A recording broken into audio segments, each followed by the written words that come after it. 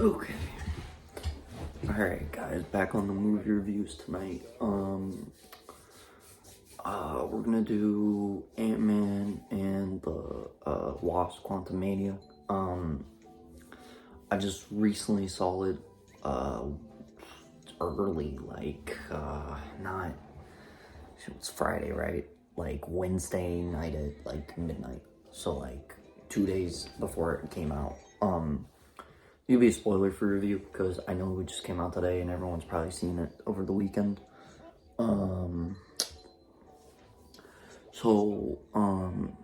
just talk about the basic plot and basically my thoughts on it, and then you guys go out and see it and comment below what you think of it after the fact or stuff like that.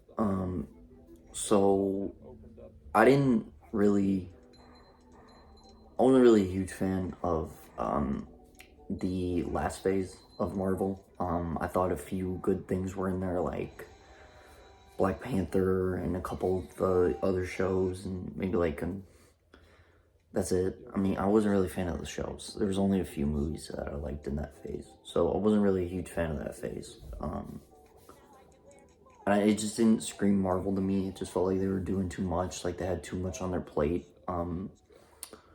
And I think Kevin Feige kind of spread himself a little too thin with the last phase, releasing all these mass shows, not really paying or giving any attention or any effort into just the movies and making that phase overall better. As there was a few shining spots, but was not really a huge fan of the last phase of Marvel. So going into this, obviously it was phase 5 kicking off, and this was the first movie that was going to kick off phase 5 because this was going to lead into Avengers Kang Dynasty a few years from now. So I had first seen the trailer for this, and the first thing that kind of piqued my interest was Jonathan Majors as Kang. He's kind of been here and there over the years, but more recently he's doing the Marvel stuff, and then he's also going to be in Creed 3. And I think he's kind of an underrated actor. He's kind of one of those actors that you give him a role and he can kind of just mold into it, kind of. So I felt like he did really well in this movie. Keep in mind, this is just an introductory movie to Kang, so it's not.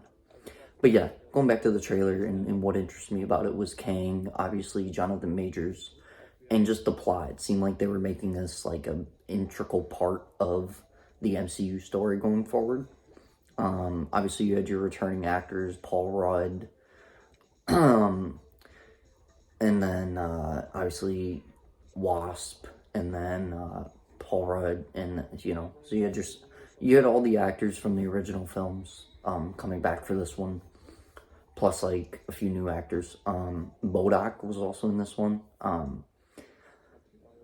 The design, like the suit design's fine, but when you see the movie, I'm not gonna give anything away, but the CGI in there is not the best. It's really noticeable, so just keep in mind for that.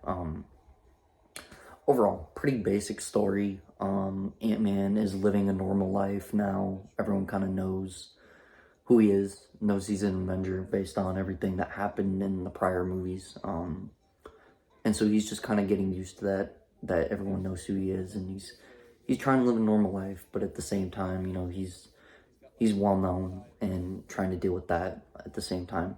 And so what happens is they start messing around with the quantum realm. I think his daughter builds like a quantum realm like signal machine where you can send a signal down to the quantum realm and they can send one back. And so this is kind of how this all kicks off, is they're messing around with the quantum realm and they get kind of sucked into the quantum realm. And then forgot an important part.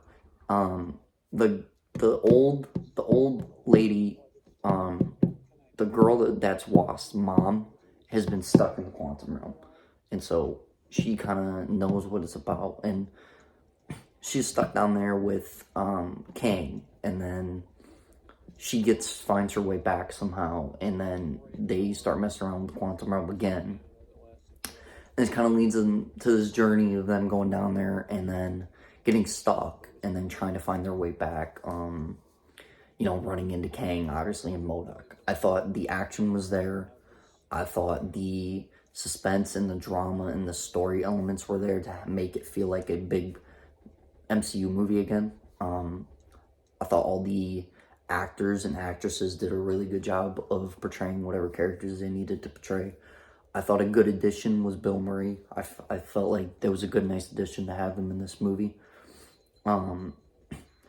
Overall, it was a pretty good film. Like I said, it felt like it was a bigger film than some of the other Ant-Man films, and I'm excited to see where things go from here. But yeah, if you want my overall thoughts on it, definitely go check it out. I know the scores on Rotten Tomatoes have been kind of bad, but I think I told you guys this before. The scores don't always mean anything, and the scores don't let that impact your opinion. If you want to go see a movie and you see the scores are bad, go see it. Make your own judgment call on it. So the scores don't really mean anything. This is a good movie. This is well worth going to the theater to see. I think it kicks off the new phase in a really good way, and I'm excited to see where this goes next with Kang, because it looks like they have a lot of stuff lined up with Kang, with the multiverse and all that type of traveling through different dimensions and stuff. It's looking pretty cool. But yeah, that was my Ant-Man and the Wasp Quantummania spoiler-free review.